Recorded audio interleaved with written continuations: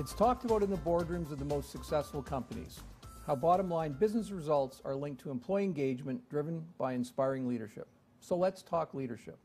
I'm Bill Hogg, and in this series I talk in depth with senior leaders about high-performing leadership competencies and the tools and techniques they are using to drive business growth in today's economy.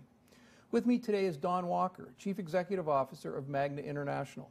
But before we begin our discussion, let's get an overview of the company. Magna International is truly a global success story. Frank Stronach started a small tool and die company in Toronto in 1957, which subsequently grew into the production of automotive components. Today, Magna is a $28 billion global automotive supplier that designs, develops, and manufactures components and systems for the world's leading automakers. Magna is the most diversified automotive supplier in the world. Magna employs over 115,000 people in 263 manufacturing operations and 84 product development and engineering centers in 26 countries. Magna's management philosophy is known as fair enterprise, based on a business, charter of rights, and a governing corporate constitution. You can find out more about Magna at www.magna.com. Don Walker joined Magna in 1987 after spending his early career at General Motors. He was appointed President and CEO of Magna in 1994 and was named co-CEO and member of the board of Magna International in 2005. Don is also a recipient of the Top 40 Under 40 Award and was named Global Leader for Tomorrow in 1998 by the World Economic Forum. Don, welcome to Let's Talk Leadership. Thank you. So obviously, Magna has a very unique position in the world marketplace, but also within the Canadian marketplace. And we read a lot of press about the slightly different approach that Magna takes towards the relationship that it has with the folks that work with us. So why don't we start there and talk a little bit about the fair business enterprise perspective that you folks have taken. Sure, it's a pleasure to be here today, especially talking about people and employee involvement, because everybody will talk about how important people are in the company. I think everybody believes it. But if you look at the real successful companies, it's really where they've come up with some techniques that will engage everybody's minds and make it hopefully as pleasurable a place to work as possible. And Frank, as you mentioned, Frank Stronach started this as a very young tool and die maker, and throughout the 50-year history of Magna, he's put together some very interesting programs that will track how we're treating people and get them engaged. So we have a lot of different programs that really do make people feel like they're part of the company.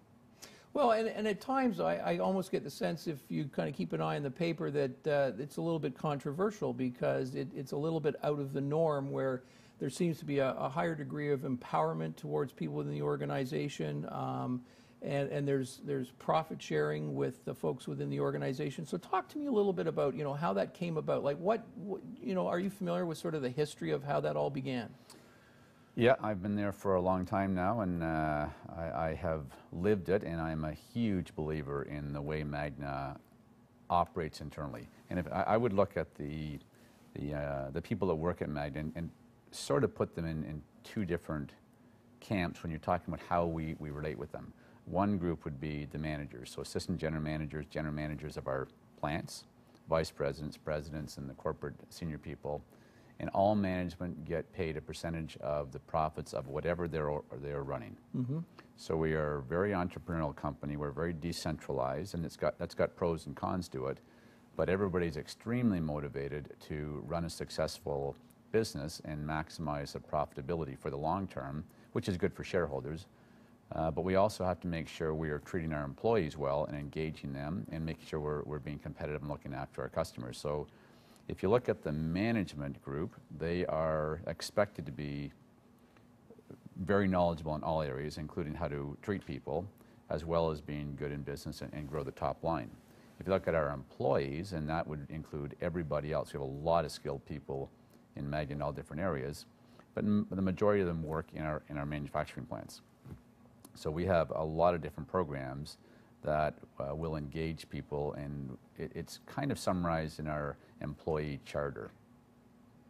So why don't you talk to us about that? That's probably something that's got a little bit of press from time to time, and it's kind of unique to have something that really is employee focused, because I mean you're absolutely right. A lot of people talk about employee engagement, but the truth is to a lot of people it's lip service. I mean it's like they read the book and said, oh, okay, we've got to have employee engagement, but you guys really live it. So tell us a little bit about how that charter works. Yeah, I think what has been controversial in the press is probably more the corporate constitution, and the corporate constitution primarily predetermines what we do with our profits. So we'll reinvest in the business. We have profit sharing for all of our employees. We have profit sharing for senior management. We have social funding as well as funding R&D. So the controversial part is when we'll have some of the senior managers making high amounts of money because we perform well, they get high bonuses.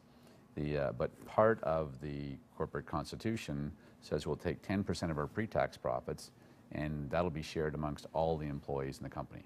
So I don't think that's controversial. A lot of people are very interested in what we do, and there's always details you have to manage within that.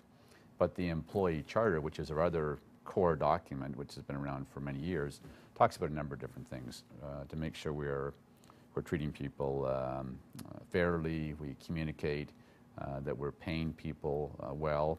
But we'll do surveys to make sure the average of the wages and benefits we pay people are at least average to the competition. And then on top of that, people can be making extra money with profit sharing. Mm-hmm. And then we have safe and healthful workplace and a number of other things. But it really spells out on a piece of paper what we stand for, how we want to work, and we'll track how we're doing in those various areas. Well, and that really speaks to one of the key things that I think drives employee engagement, if you want to use that term, is that transparency, is kind of knowing what's going on in the organization. And, you know, we've read in all the management books that people don't leave their company, they leave their boss, and that, you know, communication is one of the key issues that are important to employees, and you folks seem to have done I mean, you've taken it to the next level. I mean, you've literally laid it out and said, here's exactly how it's going to be. How do you start to solicit feedback from the folks within the organization and get their input on that kind of thing? It's a great question, because it's one thing to have a document, it's another thing to say, how do you actually manage it? Because we expect a lot from what we call them general managers. So Mm-hmm. a plant, an operating division, we put a management team in place because we're entrepreneurial, because we're decentralized. They're really running their own company. So they have to be involved in designing your product, laying out manufacturing lines, quoting business, the quality of the product, the delivery of the product, what they're purchasing, hiring people, so all aspects of the business. And it's almost impossible to find a person who is great in all of the areas of that. Mm-hmm. You can have a great technical person, you can have a great financial person, you can have a great salesperson, you can have a good leader, a good mentor of people. So we're always looking at the management team in a plant and try and make sure that it's balanced. And one of the things we will particularly look at, and what we're talking about today, is how are the people who are in that manufacturing division treated? And we have a number of tools which have been introduced over a period of time to ensure that we understand how people are being treated. We have an open door policy. We try and encourage everybody, if there's a problem, go talk to your supervisor. If you don't feel comfortable with that, go talk to the next level. Go talk to the general manager. So we've been introduced what's called a fairness committee in all of our plants. 5 people will volunteer for the positions. We'll have 5 people in the fairness committee, 3 people from the shop floor, 2 in management. Anybody can talk to anybody in fairness committee in confidence, and they will look at the situation. They will try and come up with a recommendation to make sure we're making good decisions. It all doesn't rest on just the manager's shoulders. We have quite often we'll go to secret ballot votes, which is something that's important to everybody. We'll tell them what's the issue, and we'll go with the majority of the people. We have employee advocates, which was very controversial when it was introduced a number of years ago. But it's basically somebody who's elected by the people in the shop floor to be the representative. So it's not a union, but management can't let that person go. Somebody has a problem, they can go talk to them. They're involved in trying to make the business healthier, talking to the general manager. We have, if all else fails in a division and all of these things don't work, we have a hotline. Mm-hmm. People can call it in many different languages, tell us what their complaint is, and it'll be investigated by somebody outside the division. And then we do annual employee opinion surveys, which in my mind is the barometer of everything. How's it working? Right. Because we'll have a series of questions. Everybody in the plant will fill out a questionnaire in secrecy. They can put their comments down, and we'll look at that at corporate office and say, are things working well or not? Things are never perfect, but I believe in many of our divisions we have a fantastic working relationship, and where there's things are going off track for whatever reason, at least we can become aware of it and try and step in and make sure we deal with it. Well, it's interesting, you know, I mean, every business that I've ever been exposed to is messy. I mean, it's people's lives, it's people's, you know, futures, and different people have different perspectives on things. And the point you made earlier was about how everybody can't be great at everything. But the fact that there's so much input from different people in the organization, it may be messy, but you've got so many different, you know, opportunities to provide that input. It sounds like the folks in the organization are genuinely getting the opportunity to do it. Do you find that any of them work better or worse than other? I'm just wondering, you know, the Fair Practice Committee. I don't know if I got the name right, but I would guess it wouldn't get a lot of use because there's so many other things. That seems to be almost, you know, a last resort. I mean, how do you find the different things working and which ones stand out? Business is very complicated, and one of the things which that a company will get by engaging people's minds and having them enjoy doing what they're doing and really feel like they're part of the company, because they are. A company is not a legal entity. It's a bunch of people working together. So each of our divisions is really, it's a collection of people trying to win orders from customers and make money and reinvest and develop new product. So the best job security anybody can have is for the people in an area to work together, in a plant, in a group. So when you look at the fairness committees, they're not there only to listen to there's a problem here or somebody's treating me bad. Quite often somebody will say, you know what, we got a lot of rejected parts. I've talked to my supervisor, I think there's something wrong with the machine or the tool or the material's not coming there. A lot of the suggestions we get are productivity improvement suggestions, are continuous improvement. That's one of the questions we asked on our employee opinion survey. So typically when you introduce democracy in the workplace, if you want to call it that, the first thing people will do by nature is they complain about everything. I don't like this, I don't like this. And you need to respond to that, because if you ask questions and you don't respond, people will say, well, they're not really interested.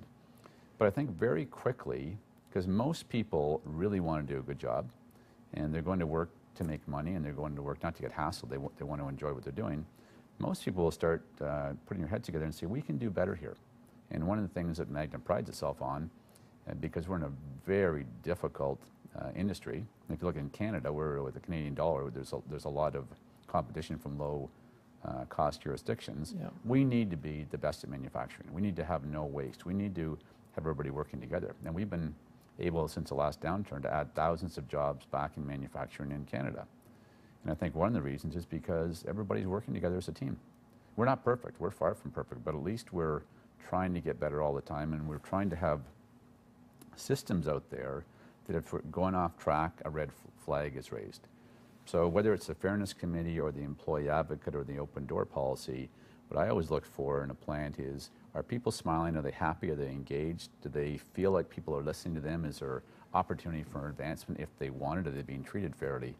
So you can put everything in place, but you need to have people buy into it. And you need to have people, what we call sort of the Magna culture. Management has to live by the Magna culture. And it doesn't always happen. People, as you said, they're under stress. There's different things going on, but that's what we're always striving for. Yeah. Well, we'll come back after the break, and I want to talk to you about how you get people aligned on that vision that you're talking about. Sure. Thanks.